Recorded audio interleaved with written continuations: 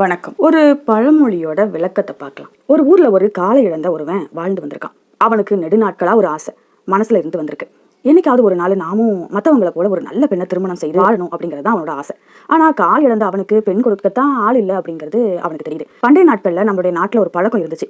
அதாவது அண்ணன் தம்பி இருவர்ல யாராவது ஒருவர் அவலட்சணமா இருந்தா அவர் தன்னோட சகோதரனை காட்டி பெண் பார்ப்பாங்களாம். யார் மாப்பிள்ளை அப்படின்னு திருமண நாள் அன்னைக்கு தான் தெரியுமா. இதே போலவே பெண்கள்லையுமே அழகு குறைந்தவர்களாக இருந்தா அழகான பெண்ணை காட்டி ஏமாற்றி கட்டி கொடுப்பதும் அன்றைய நாட்கள்ல வழக்கத்துல இருந்திருக்கு.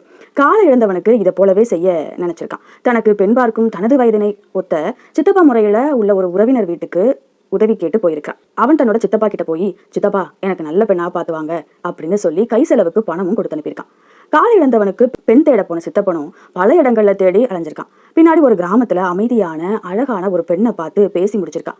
திடீர்னு சித்தப்பாவோட மனசுல ஒரு எண்ணம் உண்டாவுது. இவ்வளவு அழகான நாம தேடி கண்டுபிடிச்ச பெண்ணை போயும் அந்த முடவனுக்கா கட்டி கொடுக்கணும் அப்படின்னு நம்மளே திருமணம் செஞ்சுக்கிட்டா என்ன அப்படின்னு யோசிச்சு அந்த பெண்ணை திருமணமும் செய்துக்கிட்டாராம். இதுதான் நடக்க இயலாதவன் சித்தப்பனை பெண் பார்க்க சொல்ல, சித்தப்பனோ நடக்க இயலாதவனுக்காக பார்க்க தானே பெண்ணை கல்யாணம் செய்து கொண்டான். அது முதலாதான் நடக்க மாட்டாதவன் சித்தப்பனிடம் பெண் கேட்டானாம் அப்படிங்கிற பழமொழி உருவாச்சான். அதுவே நாளடைவுல நடக்க மாட்டாதவன் சித்தப்பா வீட்டில் பெண் எடுத்தானாம் அப்படின்னு பொருள் மாறி இன்னைக்கு நம்மளால பேசப்படுதான். செய்யக்கூடாத செயலை செய்துவிட்ட ஒருவரை கேலி செய்வதற்காக இந்த பழமொழி கூறுவது வழக்கமாயிடுச்சு.